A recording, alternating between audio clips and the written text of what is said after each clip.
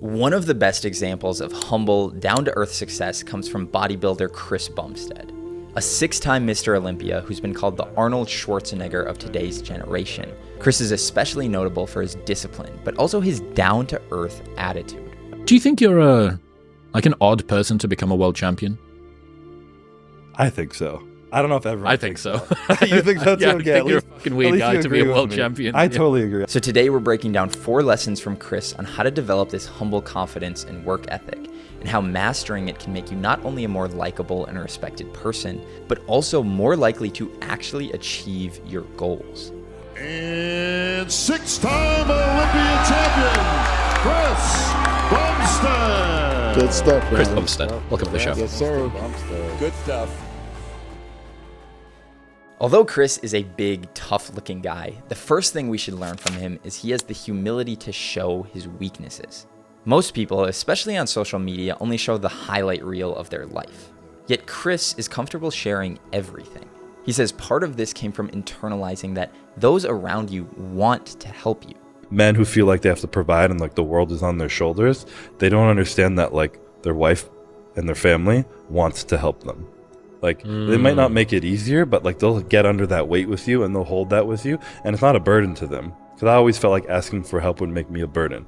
I'd be like, I'm just gonna make someone else's life harder. So like they're stressed out over there, I don't want to add to that. I'm just gonna be okay over here. But it actually makes them feel close to you. It gives them purpose. People want to be wanted. Oh my in that God, regard. yeah. You ask someone for help, they're like, fuck yeah, like I feel good about myself today because I helped this person. And it's not only helping you. People respect the confidence it takes to be completely honest. In my opinion, what I've learned very deeply over the years is that confidence is just truth. You know, it's just being honest. And there's people who put on this false bravado of arrogance of being like, I'm going to show up and I'm going to win this Olympia. I know it in my heart. It's like, you don't know that. You're lying. That's not confidence. It's just a lie. Whereas when I've speak to myself truthfully and I'm like, I don't really know if I can do this. Like I have doubt.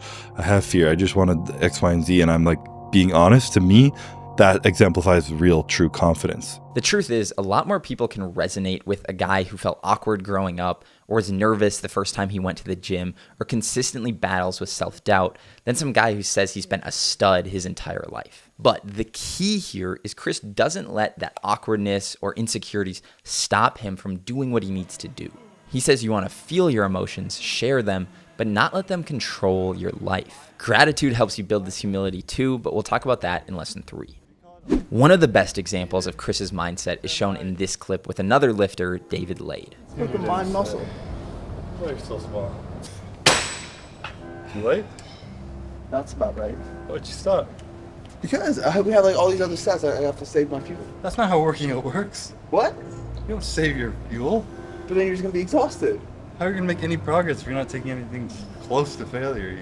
You see, Chris pushes himself as hard as he possibly can. When he was in college, there came a time where he had to choose between partying and drinking or taking bodybuilding seriously. So if I hadn't gone for it, which would be for me back in 2017 when I was in college, drinking, partying, doing all the things and being like, you know what, I'm going to stop this. When my friends go out, I'm going to go to sleep. I'm going to wake up early. I'm going to go to the gym. I'm going to eat 6 times a day. I'm going to spend my money on tuna and chicken breast rather than 6 packs of beer and all these things. And I'm just going to drop out of school and I'm going to travel and I'm going to try and get sponsors and I'm going to try and win shows. And I'm going to do all this and I'm going to take every risk I can. But when we're talking about discipline, what hurts a lot of people is they compare their discipline to someone like C-Bum, then feel inferior and get demoralized and give up. And it's true that you'll probably never be as disciplined as Chris. I mean, he's literally the best in the world. But even he says that discipline builds over time, particularly when you're passionate about something or when you see some results. I heard a quote the other day that stuck with me because it thought of me of this. It was, you don't start something because you're passionate, you stick with it because you're passionate. So I kind of just started it. I fell into it naturally. And like I said, as I started to see results and get a little bit more joy out of it, I started to become more passionate and put more effort into it. And every year since I was a child, I've become a little bit more consistent, a little bit more passionate, put a little bit more effort into it. So my discipline has continued to grow over time. So if you can find something that you're even a tiny bit passionate about and start building a little momentum, your discipline can grow from there. If you want a simple way to build your discipline, we just opened our first Warrior Week challenge, which is 7 days of physical training and mental training to apply the lessons that we talk about on this channel. I did it 2 weeks ago with my business partner, and it's awesome. There's a link in the description. It's $35 to join, but it's closing soon because we're starting October 28th. Now, when you're as successful as C-Bum, it'd be easy to focus on everything that you've done, your work ethic, your discipline. But he does the opposite. He understands he couldn't have done it all by himself, and he redirects praise to those around him. There's a meme at the moment of the sort of lone wolf Sigma male guy that's making great things happen on his own. Yeah. I'm pretty sure that you are the footage that's used over the top of a lot of these Sigma Oh, really? man memes in any case. Yeah. Could you do this on your own? Fuck no. No, none of it. I couldn't do my YouTube without Calvin. I couldn't have started my businesses without Maddie. I couldn't be doing raw supplements without Dom and Matt, who are my partners in that. I wouldn't be the man who I am without my dad. I wouldn't be able to have gotten through my stress as a teenager without my sister. I wouldn't have gotten through the last 4 Olympias without Courtney. Like, it's just, like, I almost get emotional thinking about it. But when I, like, reflect back on, like, what I'm most grateful for, it's always the people in my life, and I'm so fucking lucky. It's, like, crazy. Like, the people I have in my life are everything, and the relationships I like build mean the world to me. This ties into a bigger idea behind his humility, which is he's incredibly grateful for all the little things in his life, and he actively seeks to develop this mindset. Gratitude also helps you have higher day-to-day enjoyment, which leads to a higher likelihood of success, because you're more likely to be consistent if it's fun every day, instead of just when you win an Olympia. But at the same time, focusing on day-to-day enjoyment helps you stay humble too, because it forces you to set your ego aside. You have to be okay not winning for a while you're coming up. Basically, you have to be okay being a beginner. And as long as you're playing for the love of the game, that becomes a lot easier. The last part here is part of Chris's gratitude mindset comes from something we talk a lot about on this channel, reframing negatives into positives. For example, one of his key beliefs is that pressure is a privilege. And I had to kind of function into the reality that the pressure was really coming from myself rather than externally, and that it's a good pressure. It's a pressure to be better and to become the best version of myself, and it's something that if I choose to use it properly, it's going to push me to be a better version of myself, to grow mentally, physically, in my relationships, however I want it to let me grow, if I choose to take control of the aspects I have control over.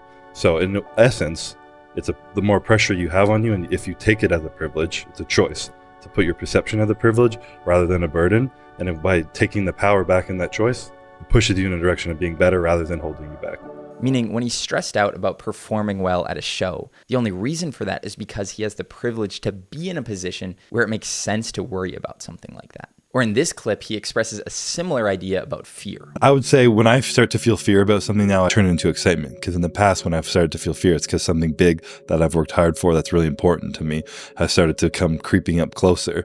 And there's something beautiful about the human experience of stress and anxiety, nervous fear, and all those things. And just trying to embrace that and lean into it is the best way I've been able to handle it when it comes to performance. The last thing we'll cover about Chris today is that he's grounded in what's truly important. He's a family man. He's got a child now. He always made time for meeting with fans. He's always seeking to learn and improve. But he doesn't spend much time focusing on his external achievements. If I had a picture of myself and I hadn't never won an Olympia, and then I had a picture of myself that won 6 Olympias, and my kids were looking at it, holy shit, you were jacked, Dad. That's where their thought ends. It's not like you had 5, you had 6, you had 7. It doesn't matter, you know? That's cool, you're jacked, but who are you and how do you show up in my life every day? Yeah. You know? He also doesn't spend much time constantly seeking happiness. This was the idea of pursuing happiness, not leading to happiness. You pursue things that have meaning in life and things that you care about, you know, love, challenges, relationships, and happiness might ensue. But you don't pursue the happiness itself because it's inevitably not going to be there all the time. If you're just constantly seeking more happiness and it's not there, then you're seeking something that's never going to be there.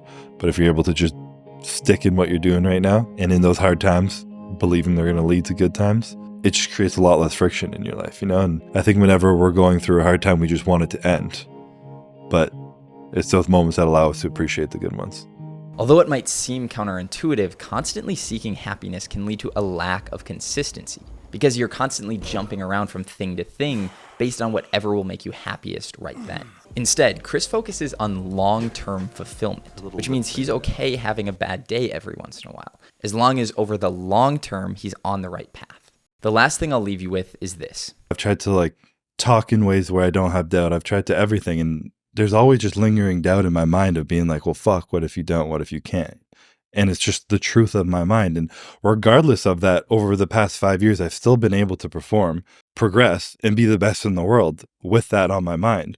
So who's to say that I can't have that doubt on my mind while being a champion? There's no rules to it. That's why I've always said the champion mentality, the rules of being a champion, is that there are no rules. It's just whatever the champion does to win. These aren't hard and fast rules. They're just a compilation of lessons that could be useful. Try applying them to your own life and see how they fit.